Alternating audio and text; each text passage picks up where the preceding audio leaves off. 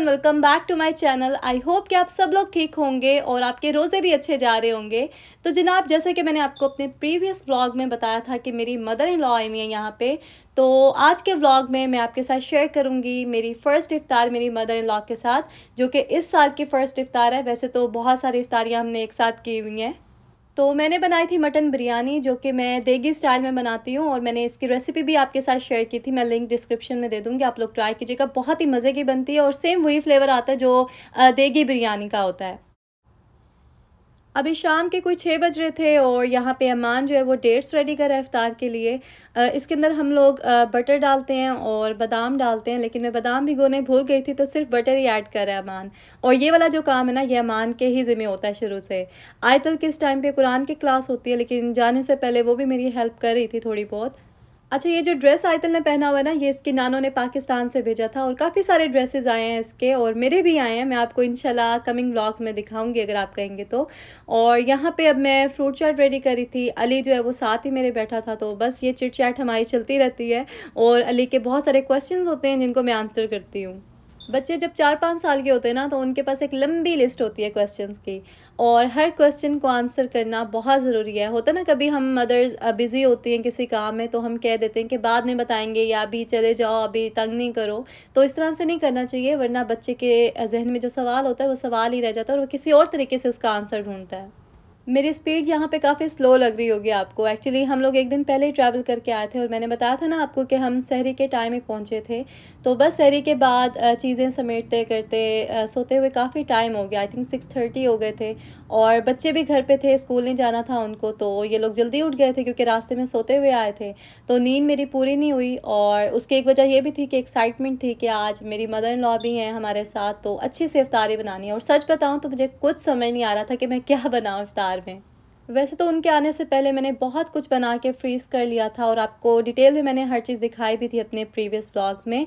लेकिन मेरा दिल कर रहा था कि कुछ स्पेशल बनाऊं उनके लिए, कुछ फ्रेश बनाऊं, कुछ हेल्दी बनाऊं। तो बस यही समझ में आया कि मैं मटन बिरयानी बना लेती हूँ, और उसके साथ में जो है ना कुछ चीज़ें और ऐड कर दूँगी। अच्छा, मुझसे किसी ने क्वेश्चन पूछा था कि आपने ये जो चीज़ें फ्रीज़ करके रखी हैं, इन्हें आप फ्राइंग से कितनी देर पहले निकालती हैं? तो मैं राइट अवे निकालती हूँ। मैंने ऑयल गर्म करने के लिए रख दिया था, और यहाँ पे अब मैं जो भी सामान लेना था मुझे फ्रीज़र से, वो सब लेने आई थी। एक तो मैंने पैटीज़ बनाने थे चिकन के, तो वो मैं रख दूँगी एयर फ्रायर में। उसके बाद मैं साथ ही रोल फ्राई कर लूँगी, और एक और चीज़ भी मैंने फ्राई की थी। अभी आपको दिखाती हूँ कि क्या क्या चीज़ें ली थी मैंने फ्रीज़र से। पहले तो मैंने सोचा था कि मैं एक और चीज़ भी फ्रेश बना लूँगी उसी टाइम पे, लेकिन वही बात कि मुझे समझ नहीं आ रही थी कि क्या बनाऊँ, और ऊपर से कोई प्रिपरेशन भी नहीं की हुई थी क्योंकि एक दिन पहले हमने ट्रैवल करना था। तो जो भी चीज़ें थी मैंने बस फ़र्स्ट रोज़े पे बनाई और उसी टाइम ही ख़त्म कर ली थी। रमज़ान में वैसे भी स्केड्यूल थोड़ा सा बिज़ी होता है, इबादत के लिए टाइम निकालना होता है, जो कि मेन चीज़ है। तो बस इसीलिए मैंने सोचा कि फ़्रोज़न आइटम्स ही बना लेती हूँ ज़्यादा, और नेक्स्ट डे जो है ना वो अच्छी सी कोई फ़्रेश चीज़ बना लूँगी। तो मैंने आज रोल बनाए थे इफ्तार के लिए, साथ में इंस्टेंट कचौरियाँ मैंने बना के रखी थी कीमे की, वो ली थी। और इसके अलावा पैटीज़ लिए थे चिकन के, बिरयानी मैंने पहले से बना ली थी, और दही बड़े थे, और साथ में फ्रूट चाट थी। अभी आपको सारी चीज़ें दिखाऊंगी जब प्रिपेयर हो जाएंगी, लेकिन पहले हम जल्दी से इन चीज़ों को फ्राई कर लेते हैं। मैंने 2 तरह के रोल बना के फ्रीज़ किए थे। एक तो जो मैंने घर पे शीट्स बनाई थी उसके रोल थे, और दूसरा जो फिलिंग बच गई थी वो मैंने जो रेडीमेड मिलती हैं शीट्स, उससे बनाए थे।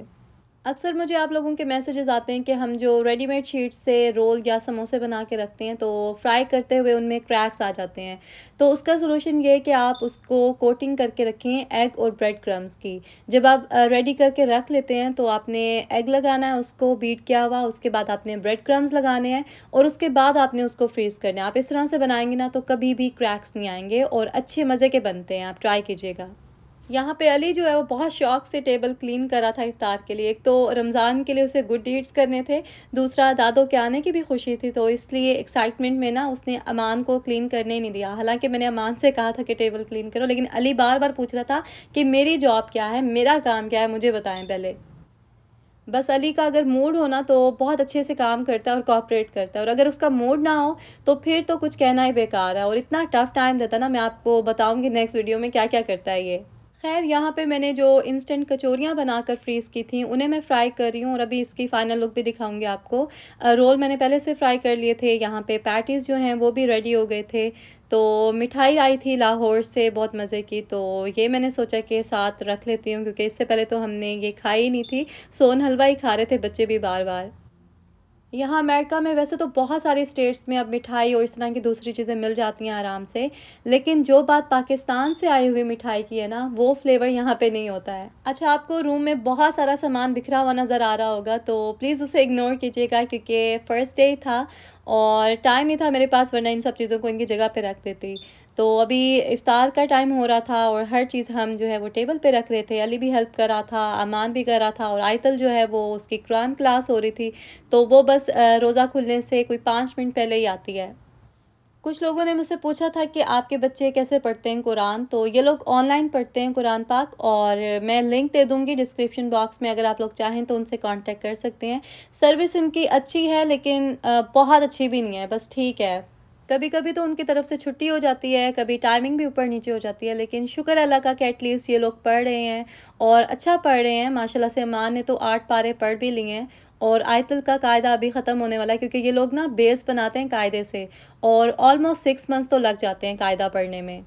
खैर यहाँ पे इफ्तार का टाइम बस होने ही वाला था और मैंने जल्दी से ये क्लिप ले लिया था ताकि मैं आराम से बैठ के फिर दुआ मांगूं। और आप लोग भी कोशिश किया करें कि एटलीस्ट 5-10 मिनट पहले ना अपना किचन का काम सारा ख़त्म कर लिया करें ताकि तसल्ली से बैठ के दुआ मांगे। ये टाइम बहुत कीमती होता है। आप अल्लाह के लिए जब रोज़ा रखते हैं तो अल्लाह भी आपकी हर दुआ सुनता है और कबूल करता है। यहाँ पे ये इंस्टेंट कचौरियाँ रोल के साथ, जो कि बिल्कुल छोटे से साइज़ में बनाई थी मैंने, इसलिए मैंने एक अपने लिए भी फ्राई कर ली थी कि ट्राई करूँगी। बहुत ही क्रिस्पी मज़े की बनी थी और छोटी से साइज़ की थी, इसलिए मैंने अपने लिए भी बना ली थी, वरना आपको पता है कि मैं फ्राइड स्टफ़ जो है वो अवॉइड करती हूँ वेट गेन की वजह से। यहाँ पे अब रात के कोई 10 बज रहे थे और मैं अपने रूटीन के काम जो है वो सारे कर रही थी। तो रोज़ा इफ्तार करने के बाद ना जो भी मैले बर्तन होते हैं मैं यहाँ ला के रख देती हूँ और उसके बाद हम थोड़ी देर बैठ के गपशप करते हैं और टाइम का सच में पता ही नहीं चलता। बच्चों ने नेक्स्ट डे स्कूल भी जाना होता है, तो बस फिर 9 बजते हैं तो बच्चे ऊपर चले जाते हैं अपनी दादों के साथ और मैं फिर जो भी काम वगैरह होते हैं अपने ख़त्म कर लेती हूँ। आजकल बस रूटीन ना थोड़ी ऊपर नीचे हो गई है, वरना रमज़ान से पहले मेरी यही रूटीन थी कि मैं सारे काम वगैरह ख़त्म करके तो बच्चों के साथ ही चली जाती थी सोने, तो उस तरह से मेरी नींद भी पूरी हो जाती थी। लेकिन अभी क्योंकि लेट हो जाता तो बस ये कि मैं बच्चों को भेज देती हूँ। ये फ़ायदा हो गया कि वो अपनी दादों के साथ उनके रूम में ही सो जाते हैं, तो मैं फिर अपने काम वगैरह जो है वो सारे ख़त्म करके नमाज़ पढ़ के तो सो जाती हूँ। आजकल बच्चों की खूब पार्टी हो रही है इफ्तार में, क्योंकि मोस्टली स्नैक्स वगैरह और इस तरह की चीज़ें होती हैं जो इनको पसंद होती हैं, तो खूब एंजॉय करते हैं और कुछ ना कुछ नीचे भी गिरा देते हैं। तो इसलिए फिर मैं रात को सोने से पहले ना यहाँ से वैक्यूम लगा लेती हूँ। और यहाँ पे ये इफ्तारी का लेफ़्ट ओवर था जो कि अली ने ही बचाया था। मैं सबके लिए एक एक पीस ही बनाती हूँ, ज़्यादा चीज़ें नहीं बनाती क्योंकि यहाँ पे कोई हेल्पर वगैरह कोई ऐसा बंदा तो होता नहीं है जिसको आप दे दो। तो बस जो कुछ बचा कुचा होता है वो कोशिश होती है कि खा लिया जाए और वेस्ट ना हो। काम करते करते ना वैसे भूख भी लग जाती है, वरना इफ़्तार के टाइम पे तो कुछ ख़ास खाया ही नहीं जाता। तो मैं आजकल क्या करती हूँ कि इफ़्तार में ना एक ही फ्राइड आइटम रखती हूँ और उसके साथ कुछ बेक कर लेती हूँ। दही बड़े और फ्रूट चाट तो होते ही हैं, तो एक मैं मेन मील भी लाज़मी रखती हूँ। उससे ये है कि हमारा इफ़्तार प्लस डिनर इकट्ठे ही हो जाता है और बस फिर उसके बाद हम सहरी करते हैं। बाकी सब तो सो जाते हैं, तो ये मेरा थोड़ा मी टाइम होता है। काम करने के बाद मैं थोड़ी देर रिलैक्स करती हूँ, फ्रूट चाट और दही बड़े एंजॉय करती हूँ। मुझे बहुत अच्छा लगता है इन दोनों चीज़ों का कॉम्बिनेशन, और ये मैं ज़्यादा ही बनाती हूँ तो कुछ ना कुछ बच जाता है। तो इफ़्तार में मैं बस हल्का सा चख लेती हूँ और इस टाइम बैठ के मैं फ्रूट चाट और दही बड़े खाती हूँ और उसके बाद फिर मैं नमाज़ पढ़ के तो सो जाती हूँ। रमज़ान में वैसे हम सब की रूटीन इतनी बिजी हो जाती है ना कि अपने लिए टाइम निकालना थोड़ा सा चैलेंजिंग हो जाता है, लेकिन मैं 5-10 मिनट ज़रूर निकालती हूँ अपने लिए और इसी टाइम में मैं अपना नेक्स्ट डे भी जो है ना प्लान कर लेती हूँ। इंशाल्लाह मैं बहुत जल्द ना आपके साथ अपनी फुल डे की रूटीन भी शेयर करूँगी क्योंकि आहिस्ता आहिस्ता अब चीज़ें रूटीन में आ रही हैं। तो फ़िलहाल मैं आपके साथ यहाँ पे एक रेसिपी शेयर कर रही हूँ जो कि टर्किश कबाब की, और बहुत ही सिंपल मज़े की रेसिपी है, आप लोग ज़रूर ट्राई कीजिएगा। मैंने बेल पेपर लिया है, साथ में अनियन और एलेपिनो लिया है। आप चाहें तो ग्रीन वाला बेल पेपर ले सकते हैं, साथ में ग्रीन चिलीज़ ले सकते हैं। ये तीनों चीज़ें आपने अच्छे से चॉप कर लेनी हैं। और चिकन का कीमा लिया था मैंने और उससे हाफ़ क्वान्टिटी में मैंने ये वेजिटेबल्स ली हैं, ठीक है।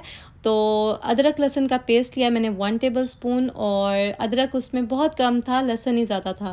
अच्छा, टर्किश कबाब की जो ओरिजिनल रेसिपी ना उसमें नमक मिर्च के अलावा और कोई स्पाइसेस नहीं डलते, लेकिन हमें क्योंकि तसल्ली नहीं होती तो बहुत थोड़ी क्वांटिटी में मैंने सारे स्पाइसेस जो बेसिक होते हैं जैसे ज़ीरा पाउडर, धनिया पाउडर, गरम मसाला पाउडर और हल्दी थोड़ी सी मैंने इसमें ऐड कर दी थी, और लाल मिर्च, नमक और कुटी हुई लाल मिर्च ऐड की थी। इन सब चीज़ों को मैंने अच्छे से मिक्स कर लिया था। बटर मैंने इसमें 2 टेबल स्पून ऐड किया है मेल्ट करके। इसके अलावा मैंने इसमें हरा धनिया भी ऐड किया था। और मेक श्योर कि आप जब वेजिटेबल्स ऐड करें ना तो उन्हें अच्छी तरह से स्क्वीज़ करके ऐड करें, उनमें पानी बिल्कुल भी नहीं होना चाहिए। और ये सब चीज़ें अच्छी तरह से मिक्स करके आपने 2 घंटे के लिए इसे फ्रिज में रख देना है, और फिर आपने कोई भी शेप देनी है। आप चाहें तो किसी भी तरह से इसको शेप दे सकते हैं, लेकिन बेसिकली इसकी जो शेप है वो थोड़ी सी चिपटी सी होती है। मेरे पास अभी वो चिपटी वाली सीखें नहीं थी, तो मैंने ये स्ट्रॉ लिया है जो कि स्मूदी के लिए होता है, और उसी के ऊपर ही मैंने इसको शेप दे के तो फ्राइंग पैन में फिर निकाल लिया था। और ये मैंने फिर बाद में जो है ना छोटे कबाब भी बना लिए थे बच्चों के लिए। तो ये थी जी सिंपल सी रेसिपी टर्किश कबाब की, जो कि मैंने नेक्स्ट डे बनाए थे। और आप लोग इतनी ज़्यादा पसंद करते हैं मेरी रेसिपीज़, तो मेरी भी कोशिश होती है कि मैं हर व्लॉग में एटलीस्ट एक रेसिपी ज़रूर शेयर करूं। और आई होप कि आज का व्लॉग आपने एंजॉय किया होगा। अगर अच्छा लगा हो तो जल्दी से लाइक करें, और जिन्होंने सब्सक्राइब नहीं किया वो आप कर दें। आपसे बहुत जल्द मिलूंगी मैं नेक्स्ट व्लॉग में। अपना बहुत सारा ख्याल रखें, और जो लोग आपके साथ रहते हैं उनका भी ख्याल रखें। अल्लाह हाफिज़।